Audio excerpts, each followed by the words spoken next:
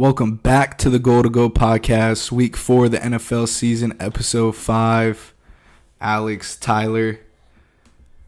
We're going to start off with our picks from last week, how we did, hot or not, and then jump right into our week 4 predictions. Yes, sir.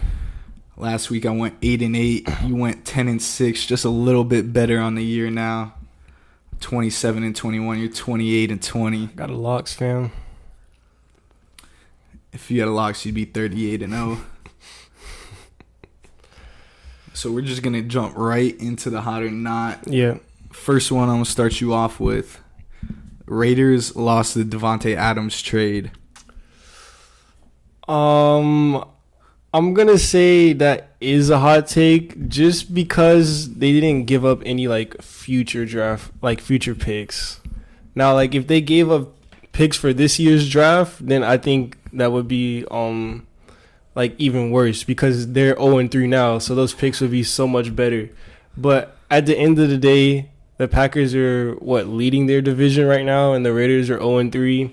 So I get you kind of have to say the Raiders lost the trade, but because Davante Adams hasn't really helped them win games at all. He's having a pretty good season, but I think instead of saying the Raiders lost this trade, I think you want to say Davante Adams kind of lost this trade because, we just see you go from a team like the Packers, all you do is win, playing with one of the greatest quarterback talents of all time.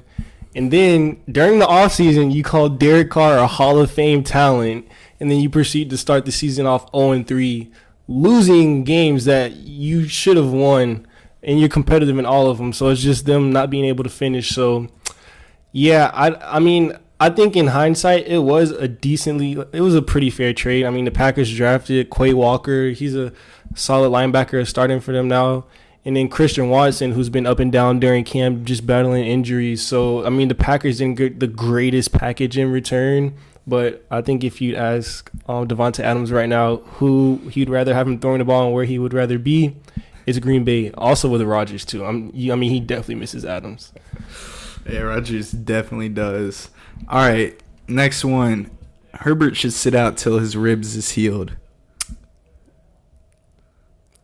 I'm going to say that is a hot take. I don't think, especially after last week, losing to the Jags in that fashion, they need Justin Herbert to be in those games. Did you watch Justin Herbert? He wasn't good, bro. But, if they want to have any chance to win games, I think him not fully healthy at all, they just need any version of Justin Herbert out there. Who's their backup?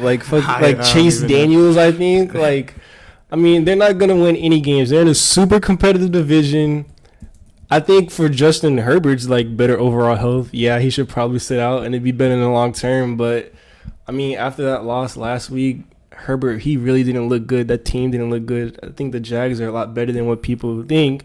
So I wouldn't say that's a bad loss, but and they have no home field advantage, so you can't really count home for the Chargers. And it is Chase Daniel, unless you want to throw Easton Stick into the game. Stick, oh man!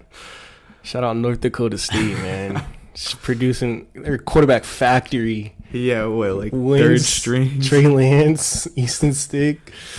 Come on. No, but yeah, I think the smart decision is to sit Justin Herbert out, but if they want to win franchise QB playing with a fractured rib.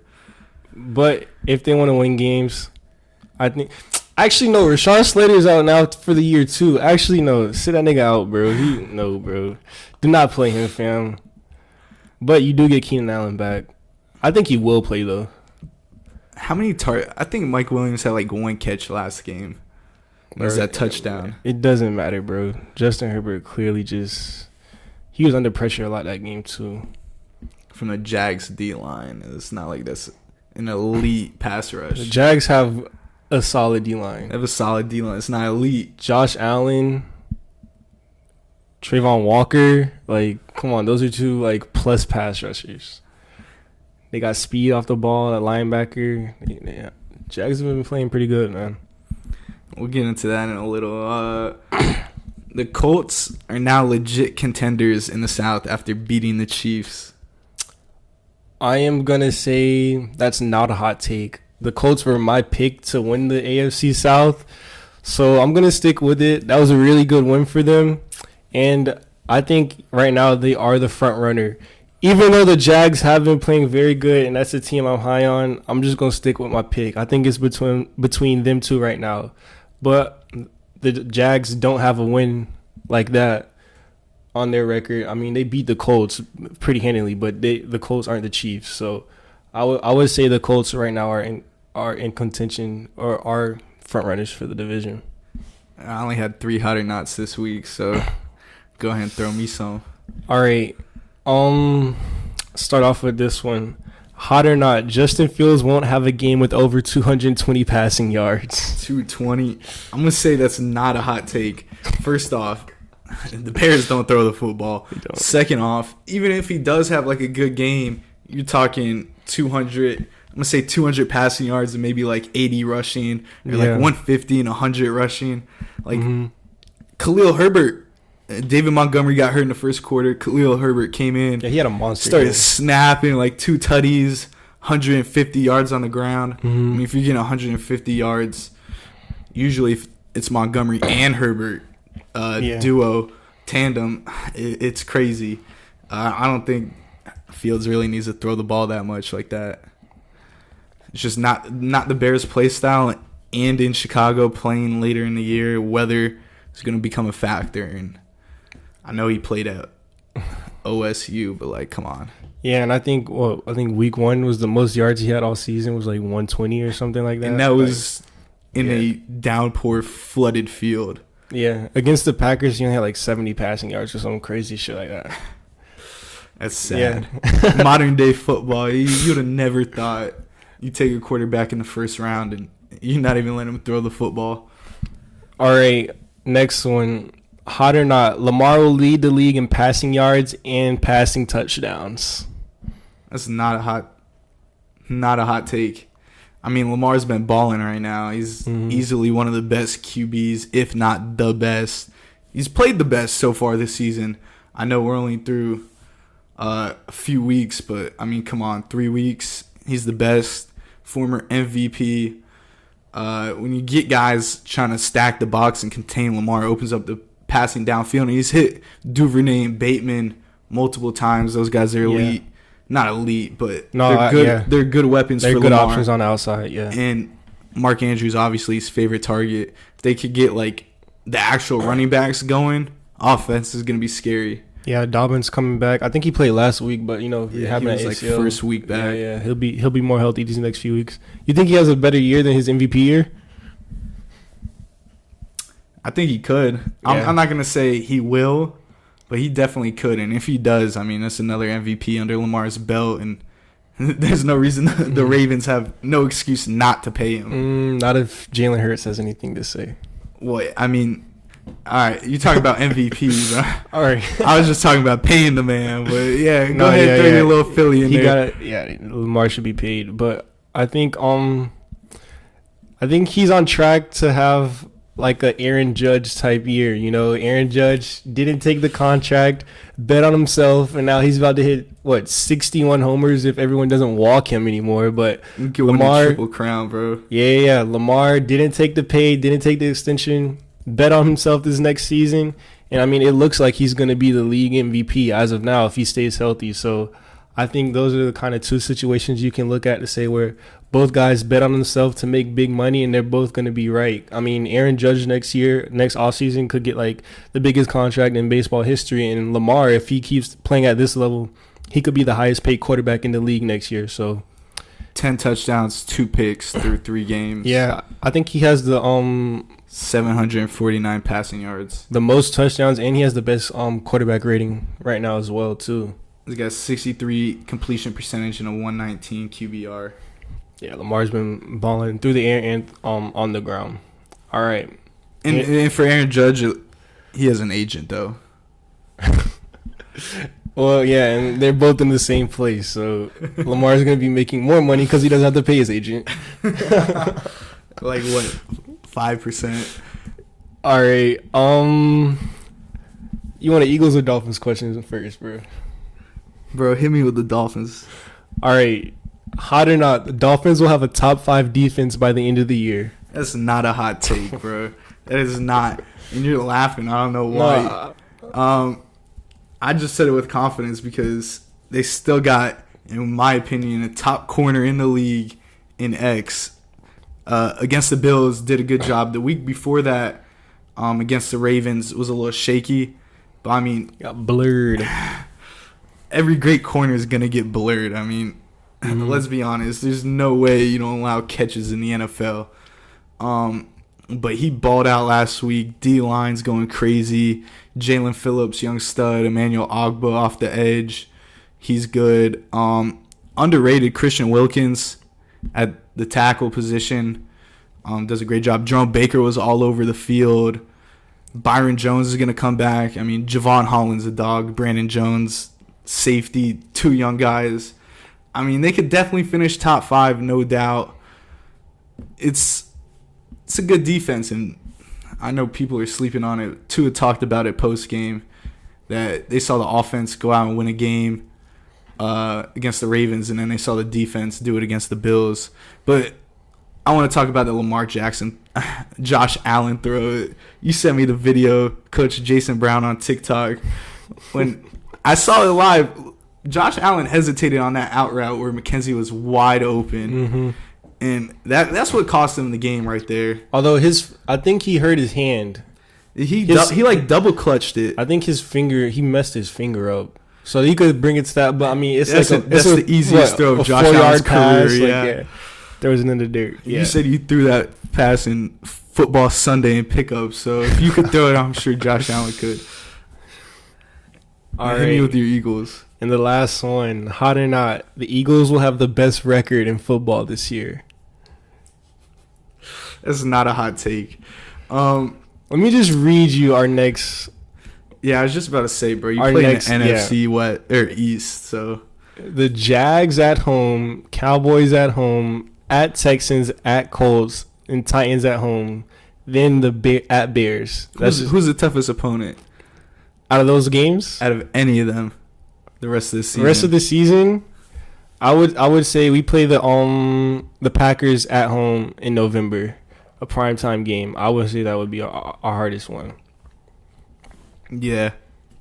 I mean, come on. They play in the NFC and then the NFC East as well. Like, they're front runners to win the NFC, bro. If they don't finish a top 2 seed, it's a disappointment.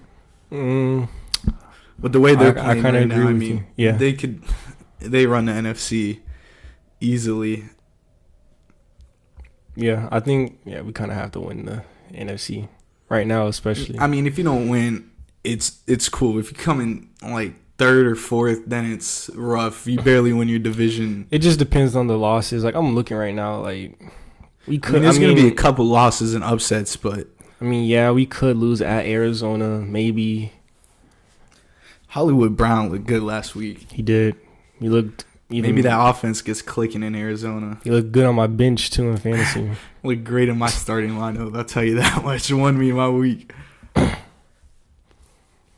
Listen, this Jags game coming up this week might be like the second hardest game of our schedule, like until we play the Packers. I mean, I'm gonna talk about that with my pick, but I was literally just watching Ryan Clark talk about the Eagles, and he said that he's his favorite to win the NFC, that they should run away with it. So We should definitely.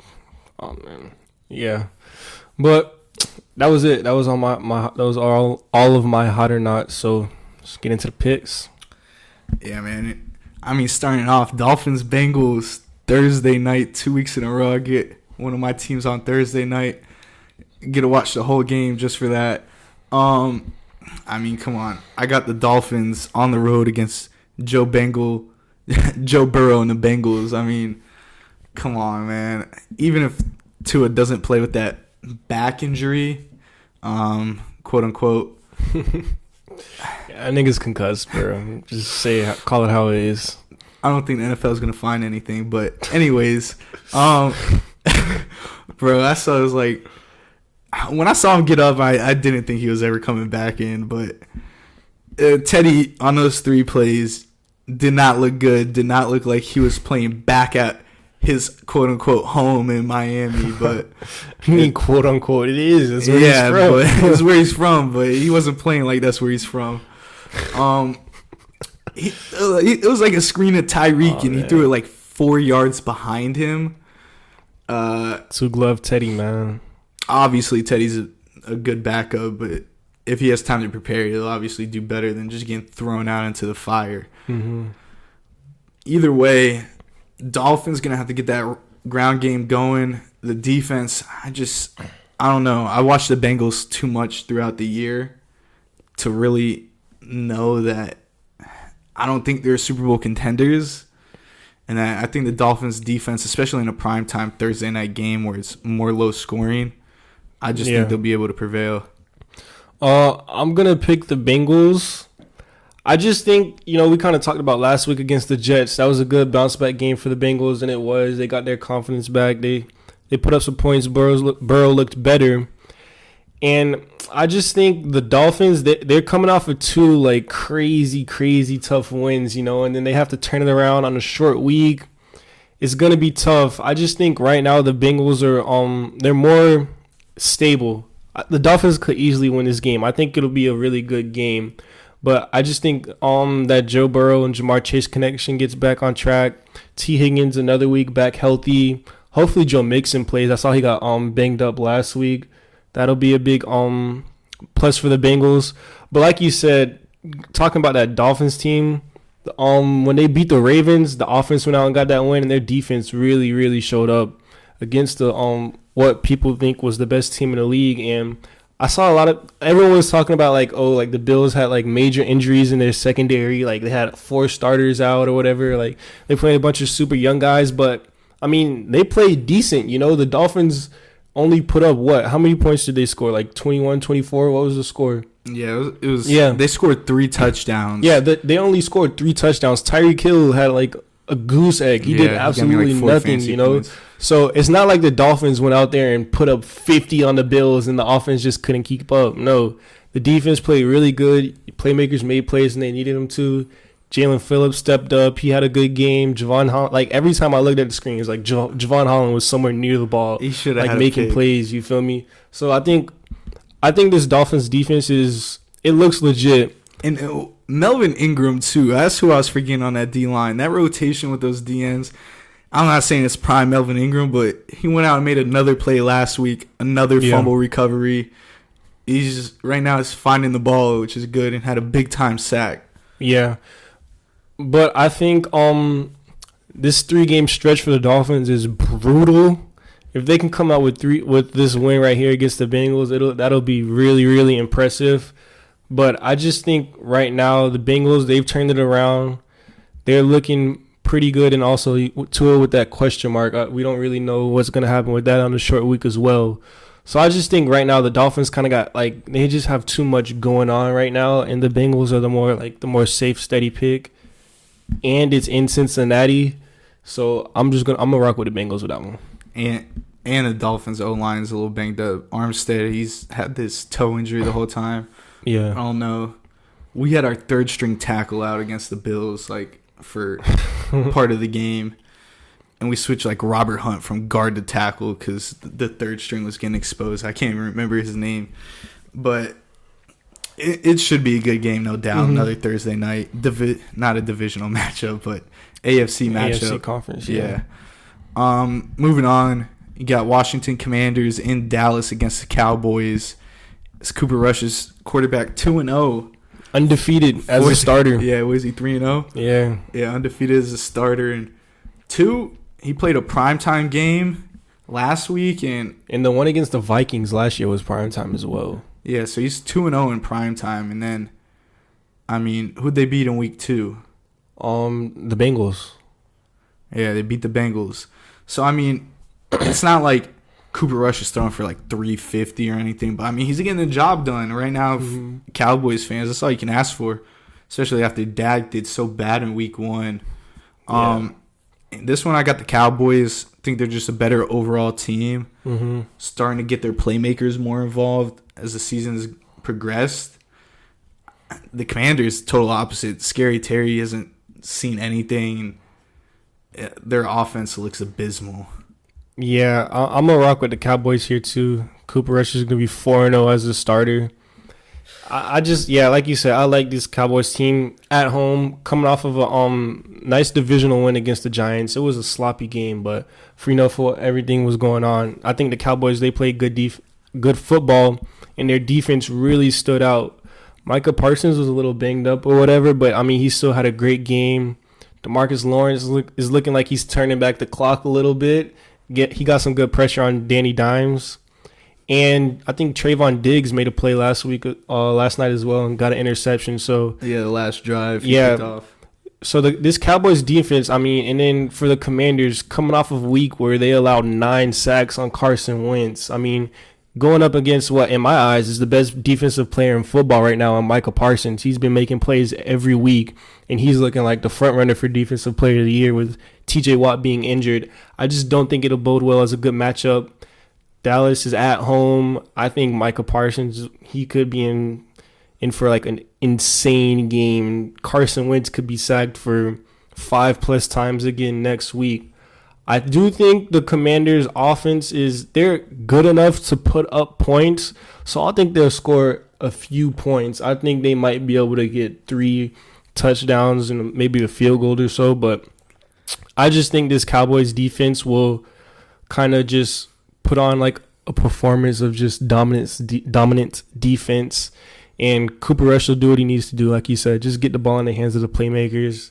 Let Zeke get a few runs up the middle, work Tony Pollard on the outside like they did last night. And I think the Cowboys should win this one pretty handily. One-hand CD. Yeah, and he needs 2 hands to catch the one he actually needed. Yeah, that game could have been a lot. Yeah, I think CD dropped one, and then another receiver dropped a nice pass too. I think the Giants were drops all around. We're not even going to talk about the Giants, man. The Cowboys had 24 pressures last night, the most through 3 weeks in the NFL. Yeah, their D-line was getting after it. Moving on. Minnesota Vikings in New Orleans against the Saints. This one was tough for me. I wanted to pick the Vikings. I'm going to go with the little upset at home with the Saints. I feel like they really haven't had a week where it's clicked. Callaway had a crazy catch when Jameis threw into like triple coverage almost. Classic Jameis stuff. But he threw for like 300+ yards and lost that game last week. We just got to limit the turnovers, and limit Jefferson on the other side. They got to get Kamara. He hasn't really gotten it going. No, he's been banged up. They got to find a way to get him some plays and just kind of get those easy ones. Once he sees him go, we know what Kamara can do. He had, 6 touchdowns in a game before? You got to get that guy going. Last year, wasn't it? Yeah. The year before? Yeah. You got to get him going. Yeah. Kind of for some of the same reasons you said, I'm going to pick the Vikings. I think the Saints, their offenses, there's just too many missed opportunities, man. Like you said, they got to get Kamara going. I think last week he had 7 targets in the passing game, but only had 2 receptions. That's just them not connecting, being on the same page. And then Chris Olave has been balling out. That's the only receiver Jameis has been looking at, but they can't connect on that long ball touchdown. A few overthrows, a drop here and there. He's one big play from catching the touchdown, but I don't think it comes this week against the Vikings. I think Jay Jets also has a big bounce back game.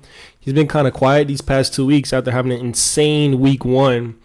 And I think Dalvin Cook is going to play this game. I know he dislocated his shoulder or whatever, but he'll pop it back in place and he'll be out there. He'll be fine. In place and pop a perk. Yeah. I think we do see a little bit more of Alexander Madison sprinkled in too, just to kind of keep the workload even or not run Dalvin Cook into the ground.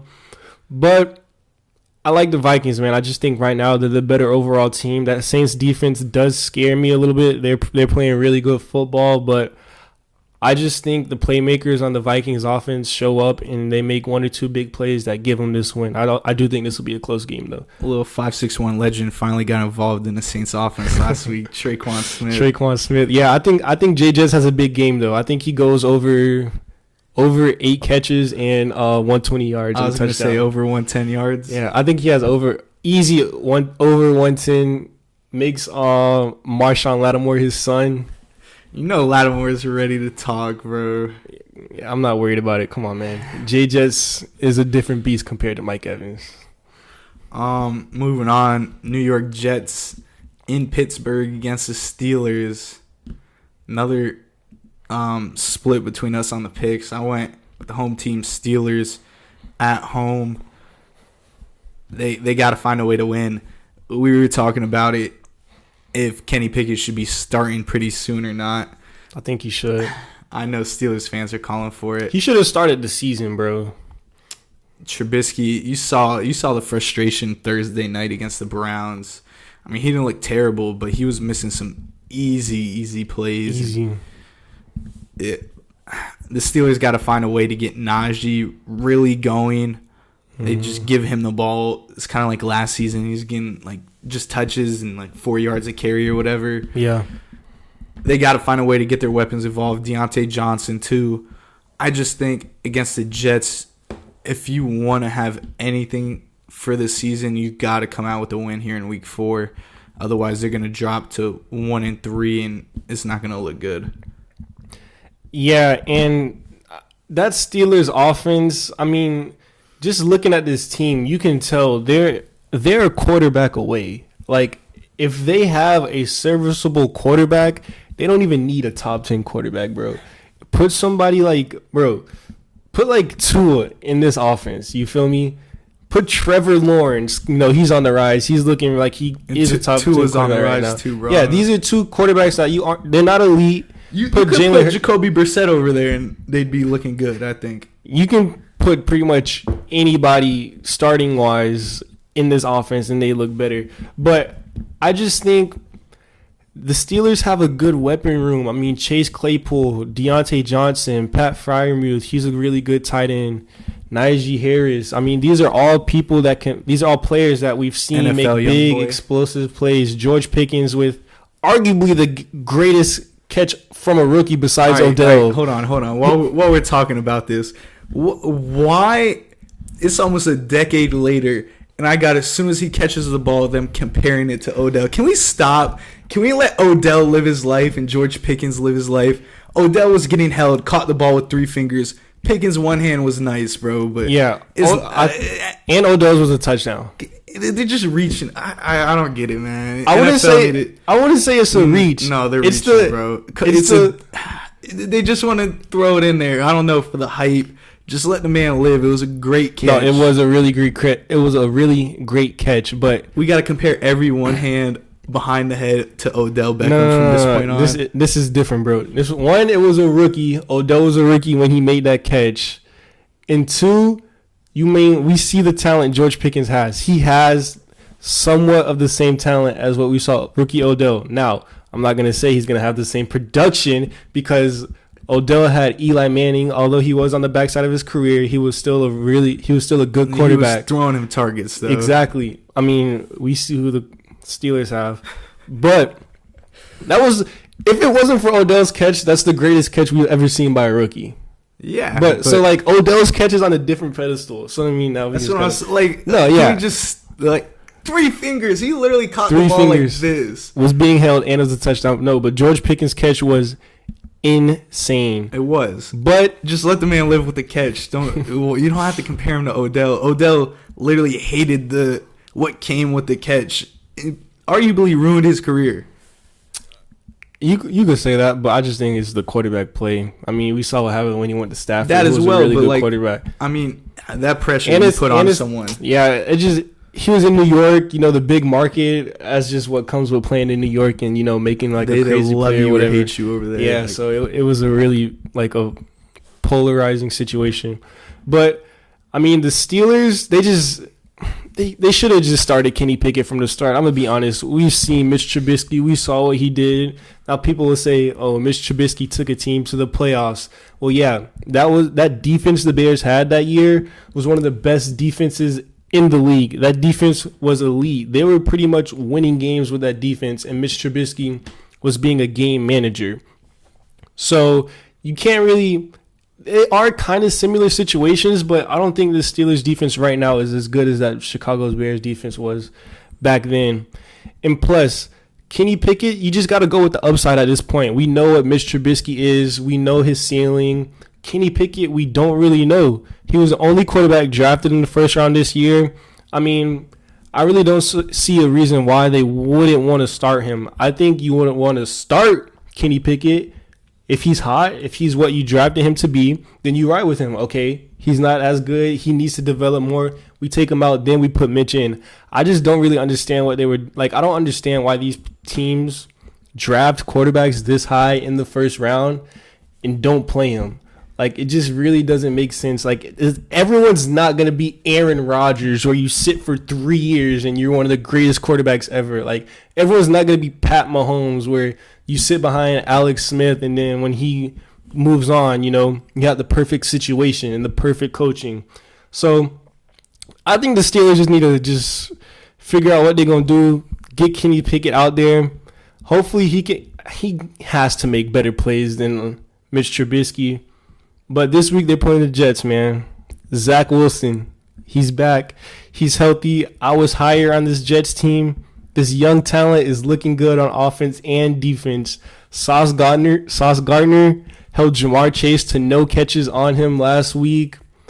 Jermaine Johnson's been playing pretty good on the D-line. And then, I mean, we've seen what Garrett Wilson has been doing over these past few weeks. I think he had a touchdown in the first 3 games. Or the first, I know he had one in like the first 2 games, but Garrett Wilson's been playing really good. Breece Hall is getting involved more and more. All this team is missing is a serviceable quarterback with the upside of Zach Wilson, with the arm talent of Zach Wilson. And I think this Jets team can be pretty good. And I think against the Steelers, it's a tougher defense, but no TJ Watt. I think this is a good week for the Jets to come out and get a statement win in Pittsburgh. It'll look really good on their resume. And I got the Jets upsetting the Steelers and getting it done on the road. Garrett Wilson has 2 touchdowns. That was against the Browns for 102 yards. He has 214 yards on the season on 18 catches. Oh, he had both of those touchdowns against the Browns? Yeah. I think I was thinking of Jahan Dotson. He's averaging about 12 yards a catch almost. So solid for Wilson for sure. Yeah. And I think, you know, the Jets have decent weapons. Get Elijah Moore involved more. Corey Davis, like we mentioned before, they might have was weapons, was a top I'm just pick. Not believing in Mr. BYU. Their O-line's improved. Although they're missing Mekhi Becton, they have a decent O-line, you know, middle of the pack. Listen, man. Jets Nation, man. Come on, man. Jets. Jets. Get it done in Pittsburgh. Moving on, Chicago Bears in New York at MetLife against the Giants. This was another one, but here's where I got your boy Justin Fields throwing for 150, rushing for 100. And getting the win against the Giants after what I saw last week. That offensive line was just non-existent for Danny Dimes. He did everything in his power to try to win that game, and his weapons failed him. Kenny Golladay, I don't know what happened to him. I loved him in Detroit. He was solid. He receiver. Was a beast, bro. Like, and now it's the highest paid receiver, and they almost don't even want him there at all. I don't think you do. I got the Bears getting this one out, even if Montgomery doesn't play. Khalil Herbert, dog. I mean, he looked good. I feel like anyone could get pressures against the Giants at this point. 24 in a game is, if you're a quarterback in the NFL and you're asking him to go out and win you a game, you're asking for the impossible. Yeah, that's tough. Listen, we've seen at this point, I think the Bears and the Giants are kind of in the same boat, man. Yeah. The Giants are at home. We saw what the Giants do with, you know, inferior teams. They beat the Panthers. Who they beat before the Cowboys? It was who the Giants just beat? They beat the Titans. The Titans, yeah, week 1 on that Saquon 2-point conversion. Yeah. I just think the Giants are a better team than the Bears right now. They're at home, coming off of a tough loss. I think they bounce back. get another win in the column. And the Bears, like you said, I mean, they're just limited everywhere on offense if they're not handing the ball off. So I'm gonna rock with the Giants. So Evan Neal, I'm looking at it right now. Pass block grade was a 27.3. It's not good. Ben Breedson, left guard, 22.3. Left tackle, Devery Hamilton, he had a 60 overall grade. They didn't even have a pass block grade.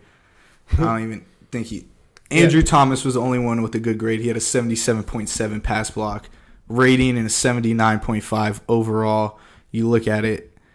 If your name isn't Andrew Thomas on that Giants O-line right now, you're not looking too good. Their center, John Feliciano, 77 run block rating, but a 57.5 pass block rating. Yeah, that's not good. Clearly, when Daniel Jones drops back to pass, not many good things are happening. Yeah, and even if Daniel Jones did have all the time in the world, good things wouldn't really happen either. I think he'd have maybe a win against the Cowboys. Maybe. But moving on, Tennessee Titans in Indianapolis against the Colts, coming off a big win. I got the Colts.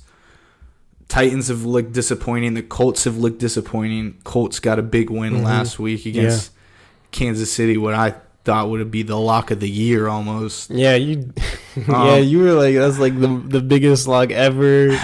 You were like, the Chiefs are going to put up like 40 or something like that. I don't know if I said the Chiefs are going to put up 40, but I definitely said moving on. Like, that game's a lock for sure. But, I mean, the Titans, they just, if they don't find a way to win, they got to blow up their whole team after this. Yeah, I think the Colts, coming off of a big win last week, they got everyone back healthy. I think as the season goes on, these players get healthier if they can stay healthy. That O-line is looking shaky, man. They got to work on keeping Matt Ryan upright in the pocket because, I mean, he's not one of these new age quarterbacks that can just run around and avoid pressure like a Lamar or Jalen Hurts or Mahomes or Herbert. So they got to protect Matt Ryan. They got to get Jonathan Taylor going, man. I mean, arguably the best running back in the league right now. He had the best season last year. He just really isn't getting it done for them. So Frank Wright needs to, scheme something up. He has the Super Bowl caliber. He was the offensive coordinator for the Eagles, and we had a really good run game that year. So hopefully they can figure out what to do to get Jonathan Taylor going. But the Titans, they played good against the Raiders last week. I mean, it came down to the last possession with Kevin Byard making an interception in the end zone, so that game could have gone either way. I was gonna say I didn't give credit to the Titans last week, but either way, I mean, I picked them to win the AFC South, so they're disappointing me. Yeah, but I just think right now, coming off a really nice win, the Colts will get it rolling, and I think the Titans at home, they should be able to get it done. Moving on, Los Angeles Chargers on the road in Houston against the Texans. I said, or my hot or not, should Herbert sit out? Personally, I think he should, not only for his health, but just you got to let him rest for a little, get that rib right. Otherwise, he's going to be grimacing like he did all day. But still, I think it should be good enough to beat the Texans. Now, with that being said, if the Texans win, it wouldn't totally shock me. But the Chargers should get it done on the road. I mean, Dameon Pierce had a solid week last week. He did. The Chargers, the Chargers can't stop the run. So. That's the weakest part of their defense. They got a pass rush. Yeah. They got the secondary. Joey Bosa went out too. Yeah, he's hurt. Is he questionable or is he out? I'm not sure. I just saw he got injured. I don't know if he'll be playing or whatever. But even if he doesn't play, that's a game they should win against the Texans. Yeah. If this team finally wants to make the playoffs, you gotta win games. You lost to the Jags already. All right, cool. The Jags, they're on the come up. But the Texans, you lose back-to-back weeks like that, it's just demoralizing for the Chargers. Yeah, I think I'm gonna rock with the Chargers too. And I think, like you said, there was ever a time to sit Justin Herbert out, it would be against the Texans on the road. Joey Bosa is out with a significant groin injury. Yeah, so he gonna miss some time. Good thing they signed Khalil Mack.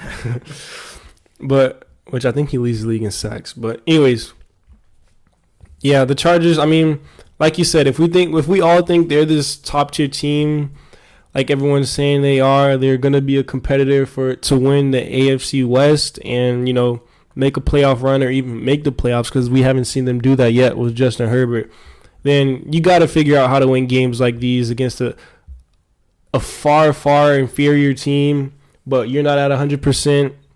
We want to see the coaching step up, make the right moves, kind of, overcome those holes in your rosters due to injury or just, not having the right players in place. But I think the Chargers, they go on the road. They play the Texans, who are probably arguably the worst team right now in football. Like, you just can't lose to the Texans. So I think the Chargers get it done. I don't think it'll be pretty, but I think they do find out a way to win on the road and beat the Texans. So Khalil Mack is tied for second in sacks with 4. The league leader is Alex Highsmith, the linebacker for the Steelers, with 4.5. And also, Mack is going up against someone who he's tied with second with in the NFL. Someone who probably is turning back the clock, Jerry Hughes. Yeah, for the Texans. Have a decent game. He's got 4 sacks. He was nice in Buffalo. No, he definitely was. Was always a solid player. Moving on. I think we skipped the Lions one. The Seahawks and Lions. We did not talk about the Lions. Good catch. Seahawks, Lions. So Seattle on the road in Detroit. DeAndre Swift out. Still like the Lions. I think Amon-Ra is questionable too. I think he got banged up last game. Yeah, he was kind of out. Mm-hmm. But I thought DJ Chark would step up, but it was Josh Reynolds who stepped up last week for the Lions. Josh Reynolds. The Lions, they look solid, just kind of like the Steelers, but their quarterback situation is definitely better. Yeah, they might be a quarterback away from being a playoff caliber team. I could see it. The weapons look good. St. Brown looks good. Mm-hmm. I mean, you got Chark, who's got size. He made a couple good grabs. Swift, elite. Jamal Williams, not a scrub, good backup running back, could be a starter elsewhere. Definitely could. Defense, Hutchinson on the rise. I mean, there's finally, maybe a lot of good things going right for Lions fans. But then again, it is the Lions. They got to prove something. But against the Seahawks coming off a loss at home to the Falcons, who I thought was more of a bottom-tier team.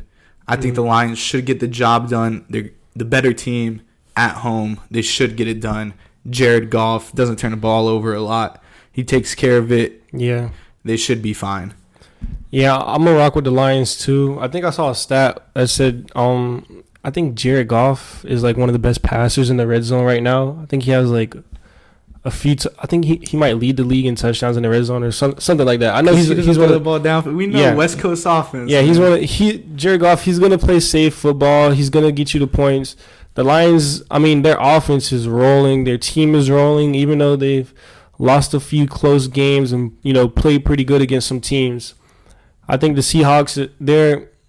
Seahawks are one of those fringe teams where they're kind of just in limbo right now. Do they want to rebuild? Do they have the team they want to go forward with? I think they need to lean more towards rebuilding. But, yeah, Lions are a better team. Lions are at home. I think this could turn into a shootout because both defense are susceptible to giving up a lot of points. And Geno Smith isn't a scrub either. We saw what he did week 1 playing against that Broncos team who has they still do have a really solid defense. So I think the Lions do edge this one out in what might be a pretty high-scoring game. So I'm looking at it, red zone stats. Lamar's the best. He's 12 for 15, 80%, 91 yards, 7 touchdowns, to mention 1 rushing.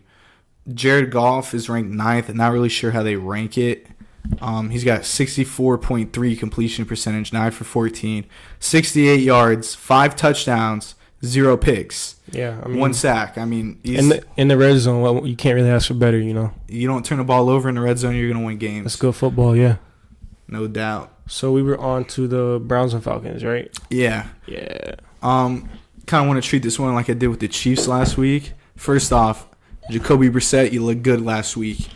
Amari Cooper, wide receiver 1, David Njoku finally playing and finally getting that tight end one role and looking good. Austin Hooper was there hanging over him.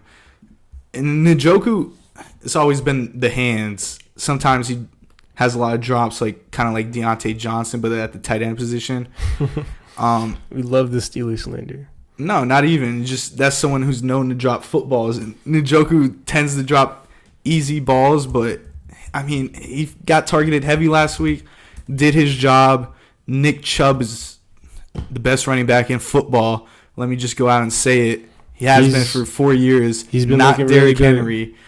Kareem Hunt, obviously good running back. Defense obviously needs to do better.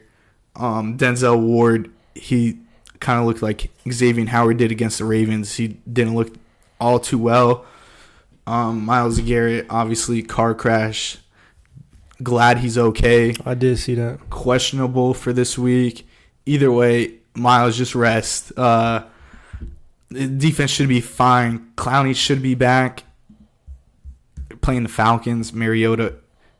Just one thing. Fire Joe Woods. Yeah. I think I'm going to rock with the Falcons on this one. I mean, they're the home team. They played 2 tough road games with the Rams and then the Seahawks. So they're back home. They get that home field advantage. And they finally started using Kyle Pitts. Last week we saw Kyle Pitts get involved against the Seahawks. He had a pretty good game. Drake London has been making plays as a rookie, looking like if probably the best rookie receiver right now. He's just a big physical receiver. He'll just go up and make plays against corners.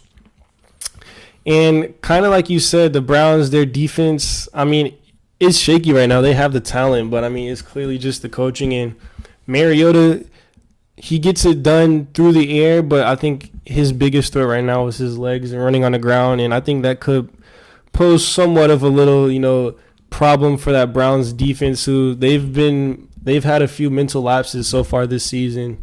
A lot of mental lapses. So I think, being on the road, if they continue to kind of have those, iffy plays, I think the Falcons, they're not a good team, but I think they are a good enough team to make a few big plays. They have the weapons. Cordell Patterson, he might be banged up, but if he's healthy, they get him involved. But like I said, I just think the Falcons at home, I think they get it done. But, I mean, I could see the Browns winning. I could see Nick Chubb just having, 20 carries and running all over the Falcons. But I think that defense, the miscues continue. You are not happy with Joe Woods. I think you become even more fed up with him.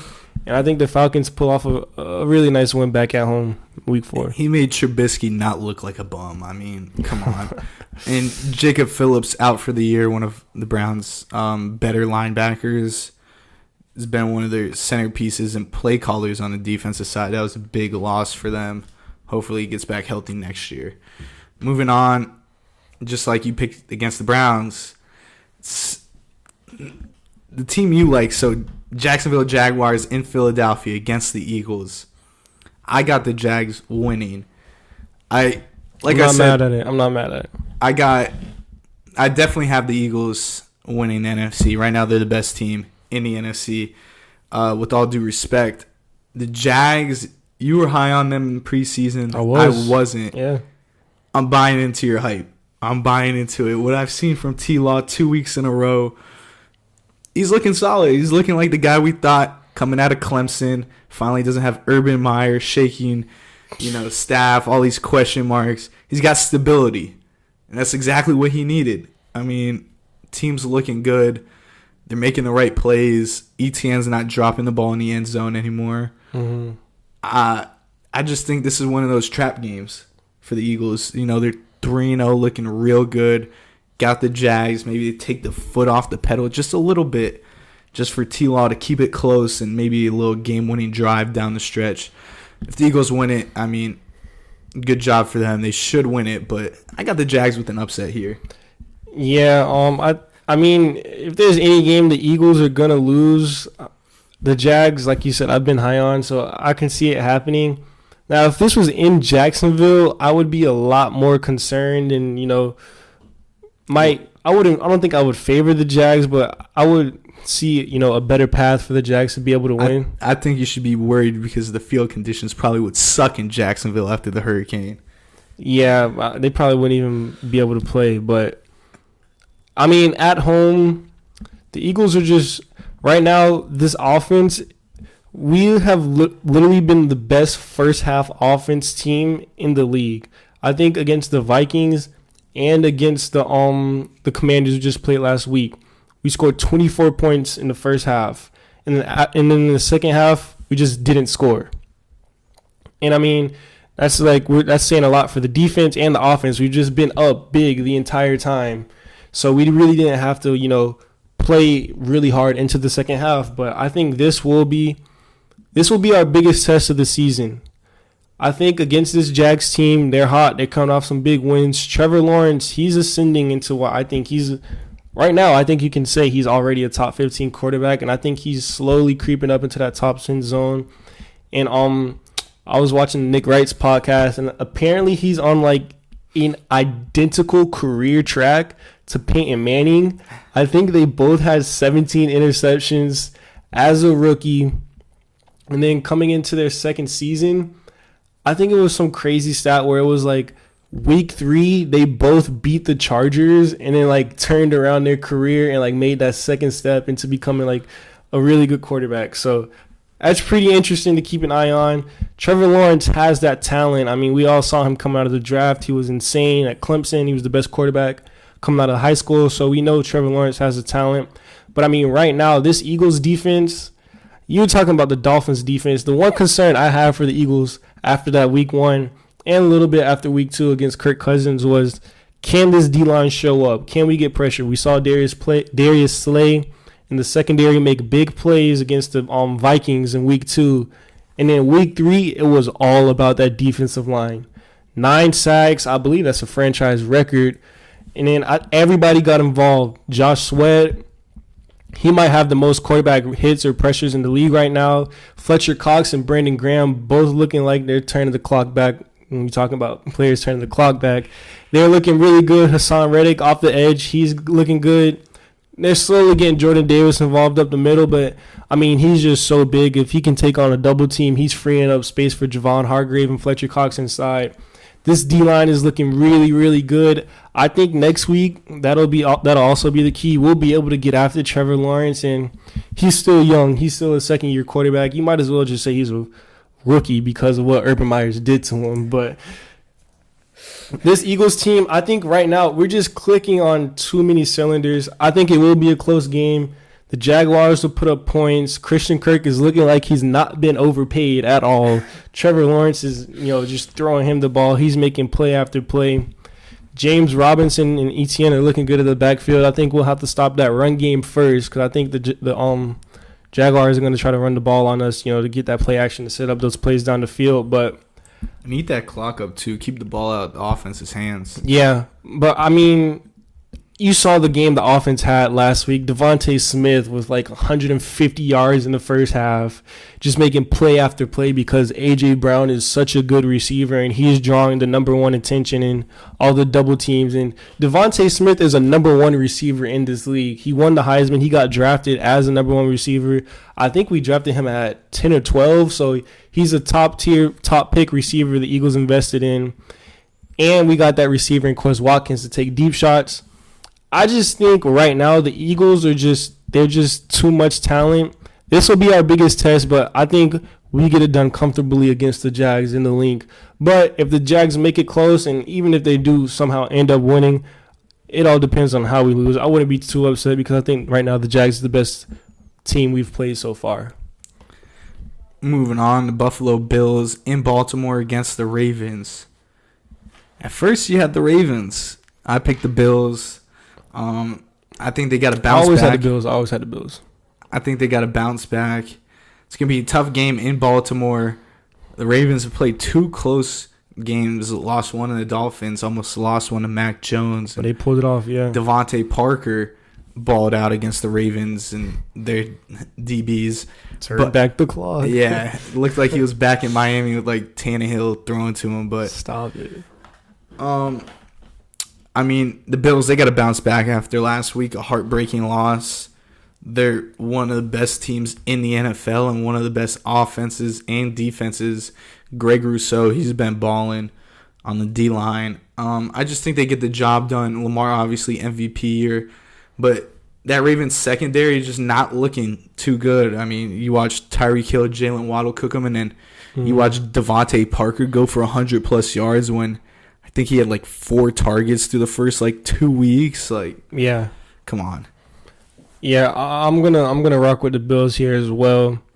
I mean, this could potentially be an AFC Championship matchup if the Chiefs somewhat fall off. But I think right now it's the Chiefs, the Bills, and the Ravens. So right now, and the Dolphins. Well, I'll give Miami their respect. I'll throw them in there. They're 3-0. They just beat the Bills and the Ravens. So you know what, the Dolphins. So the Bills coming off. This is a pretty tough 2-game stretch, but like you said, that secondary is what worries me. Stephon Diggs and Josh Allen is looking like the best connection in football right now. I think they put up a bunch of points. Stephon Diggs could have a really, really big game, and I don't think he'll fumble like Nelson Aguilar did if he catches a pretty important ball down the stretch. But like you said, hopefully Josh Allen's hand is going to be okay. But, yeah, I think this Bills defense, it bounces back. The Ravens and Lamar, I think Lamar puts up good numbers as well. He continues to have this MVP level play, but I just think the Bills right now with Josh Allen, the way they're playing, everything's clicking. They kind of beat themselves against the Dolphins, miscues. That weather was a factor as well. It won't be that hot. I think the Bills should win this game, so I'm going to rock with the Bills. Gabe Davis got locked up, too, against the Dolphins. Don't expect that again. Nah. He's too much of a dog. Don't sleep on Dawson Knox either, man. He's all right. Moving on, Arizona Cardinals in Carolina against the Panthers. Got the Cardinals here. They've had a slow start, I guess. Offense started to turn around last week. You saw Kyler and that Hollywood Brown connection sort of turning back their clock, even though they're young, but... Yeah, back at Oklahoma. Yeah, back to Oklahoma. They just look good. I mean, it's the Panthers. If the Panthers win this, then blow up the whole Cardinals team and the organization as well. They really need to win this game if they want to actually be competitors in this league. Yeah. Expect Kyler to have another big day, get James Conner some touches. And, I mean, it's not like the Panthers have gotten McCaffrey going at all. Their offense is really not too good. This is a game that they should win. Yeah, I'm going to rock with the Cardinals here as well. And the biggest takeaway for the Panthers with me is kind of like you said, man. Christian McCaffrey, one of the best running backs in the league, arguably, if not the best pass-catching running back in the league, has not really been getting a lot of passing work. Everything he's been doing has kind of been on the ground. And, I mean, they have DJ Moore, Robbie Anderson. These are not, the worst weapons in the NFL. These are solid, above-average weapons, and Baker's just not really been able to do a lot with them. And kind of like you said, Cardinals, they started slow. They've been picking up. The offense looks like it's gaining some speed. Kyler Murray just all of a sudden turned into a pocket quarterback last week, I guess. I don't know. Maybe he runs a little bit more this week, but, yeah, I think kind of like what you said. You pretty much hit it on the head. The Cardinals want to be competitive, especially in that division. We know those teams are going to be able to win games, so Cardinals got to beat the Panthers, and I think they get it done on the road here. Moving on, the Denver Broncos in Vegas against the Raiders. Split here. The Raiders, I think you invest too much into this team. Go out and get Devontae Adams.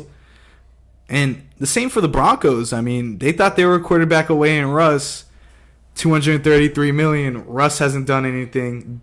Devontae really hasn't helped the team. They're both kind of in the same boat, in the same division. Two teams that we thought could compete and maybe flip the West. Right now, bottom of the barrel. I got the Raiders pulling it off at home. No, it's not in Oakland, but Vegas. Those Raiders fans go hard. They got to win it. They got to get the ground game going. They have to get Devontae Adams and their weapons involved. And even if, Devontae doesn't go for 100+, Renfro might be back. Carr's safety blanket, his favorite target through the years. Yeah. I'm not buying in the Broncos country right now. They're not riding. I really agree with what you said, but I just think this game is going to be close and ugly, you know? That's kind of how the Broncos have been playing, kind of how the Raiders have been playing, and both of the games the Broncos have won have been those kind of close and ugly games. Now, I mean, their coaching has been very questionable. Nathaniel Hackett looks like he's been very overwhelmed at times as a coach. Clock management has been horrendous. But the one thing I do have to give them credit for, especially last night or on Sunday night against a pretty good 49ers team who everyone thought would be better with Jimmy G, although we know what Jimmy G is at this point. He's just like a more handsome version of a backup quarterback. Like, he doesn't play good. He just looks good. Pause. But you feel me? I don't think you just called him handsome. No, Jimmy just he's just a game manager. He's a good-looking guy, you know. Not taking nothing away from his game. What, you saying Liv Coward should have went for Jimmy G instead of Trey Lance? I mean, hey, listen. White boys winning. All right. Yeah, I think this game, it comes down to the wire. I think it's going to be one of those close, ugly matchups. And so far this season, we've seen the Raiders lose those games and the Broncos figure out a way to somehow win them. And like you said, this is a must-win game for the Raiders, but I just think the Broncos are the better team right now. The Raiders just can't seem to find a way to win, and the Broncos are seeming to find a way to win. And I think that streak continues here, and the Broncos pull off an ugly victory here against the Raiders. Next game up, New England Patriots on the road at Lambeau against the Pack. One that the Pack should handle against the Patriots. Mm-hmm. They've pulled off a good win against the Steelers, lost to the Dolphins, lost last week. Yeah. And a close one as well. This one shouldn't be as close, but after week one, like we predicted, I mean, slow start week one. Slow start. And here come the Pack. You know, they run the North. Rodgers is always going to be Rodgers. Bill Belichick can do whatever he does to take away number one weapon on the Pack's offense. But at the end of the day, probably no Mac Jones. I think Brian Hoyer's their backup. Yeah. I got the Pack in Lambeau. Yeah. If Mac Jones was fully healthy and playing this game, I think this could have been a lot more interesting. And then I would entertain picking the Patriots here. But I mean, no Mac Jones. This Patriots team is kind of it's looked iffy at points. The offensive weapons in the beginning looked like they were the worst in the league. Last week they put up a bunch of points against the Ravens, and we saw them move the ball. But in Lambeau, the Packers, Aaron Rodgers, it looks like he's starting to put, just a little bit more trust in those young receivers out wide. I think Romeo Doubs had 8 targets and 8 receptions. So if you're Aaron Rodgers, that's exactly what you want to see. So we should see him get a uptick in targets. Alan Lazard, he's back another week healthy. Get him going. He's played with Aaron Rodgers, so we know he has trust. And then Robert Tonyan, him getting him involved, he's another trustworthy target for Rodgers. So I think, kind of like you said, start off slow. Rodgers has to gain that trust in these young receivers like he always does every year when there's new weapons or new receivers. And I just don't think this Patriots defense is really that good. Their secondary, I mean, John Jones, he's like a questionable player at that, but I mean, that's the only notable player I can really think of on this Patriots secondary. So I think Aaron Rodgers will have his way.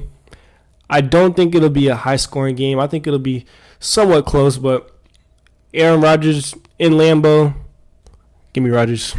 Facts. Moving on. Kansas City in Tampa, but possibly somewhere else. The Bucs are right now practicing in Miami.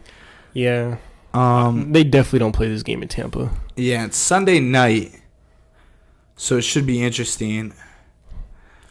Depending on, what the Hurricane does. But gunning straight for Tampa right now, so it doesn't look too good. Yeah. I got the Chiefs.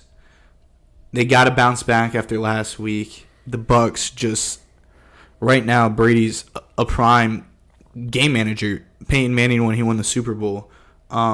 He's thrown for like no more than 220 yards a game. He's thrown 1 touchdown all 3 games. It's kind of just been, getting by. And then last week they had a chance to tie it up, obviously, with that 2-point conversion. Either way, the Bucs, there's just nothing flashy about them. They get Mike Evans back, which is a plus. Yep. If they win, good for them. But the Chiefs, after last week, they really need a win, especially after losing to the Colts. Mm-hmm. Expect Andy Reid to dial something up and get them going. Yeah, I think the Chiefs win this game here as well. Kind of like you said, Brady he hasn't had his weapons back, Mike Evans, he missed last game. He'll be back. Chris Godwin, is he coming back yet? He's still coming off that ACL tear. And then, Julio Jones, we can bring him up, but he's been questionable for his entire career since like 3 years ago, So he's up in the air right now. Their defense has been playing really good, but other than that, I don't think I think I saw another stat, Tom Brady doesn't have a first half touchdown this entire season or something like that. So this offense is going to start slow. I don't think you can start slow offensively against a team like the Chiefs where Andy Reid, Patrick Mahomes, they got great minds over there. They'll figure something up. I think they'll scheme up a win here, and we'll see the Chiefs get back on track this week against a pretty good Bucs team whose defense has been playing really well. So I think this will be another big test for them. No doubt. Monday night game, Los Angeles Rams on the road against divisional opponent in the 49ers. I got the Rams in this one. You talked about handsome Jimmy G. He's a game manager. End of the day, the Rams should win this. Aaron Donald came back for another year to compete for a title. They got to win this one. If they do, it's a big statement win. With whoever comes out on top, it's a statement win for each team in their own rights. Yeah. But the Rams, they got to find a way. They lost that home opener, the ring ceremony. That was a tough loss. They got to come back and find a way here. Prime time, Monday night, on the road. They got to show that, Stafford still has it. He can throw not only to Cooper Kupp. We know Cooper Kupp is still capable, but get guys involved. And I want to see that Rams offense really go against this Niners defense. That'll be a good matchup, yeah. Yeah, you pretty much said everything there perfectly. I think the Rams get this one done. I think it will be somewhat of a statement win, even though I'm kind of lower on both of these teams at the moment. But, I just think I don't really see a path for the 49ers to win. Jimmy G can, bounce back, have a really good game, but I don't think that happens against this Ram defense where you have Aaron Donald, Jalen Ramsey, two of arguably the best defensive players in the league right now. I just think they step up, make big plays, and Matthew Stafford just gets it done on the offensive side. I think, like you said, it'll be a good matchup between that Rams offense and this 49ers defense, but I like Matthew Stafford on the road. Sean McVay and that culture, they have over there, I think that's what's really holding together this Rams team right now because, talent-wise, they're not really jumping out. They're not making big splash wins. They're doing, just enough to win, or they're kind of losing games they really shouldn't. Or they're losing games they should against the Bills, but it just doesn't look good. So I think Sean McVay, in this coaching, I think Sean McVay outcoaches Kyle Shanahan, even though these two teams, they kind of go back and forth, but I think the Rams get it done on the road.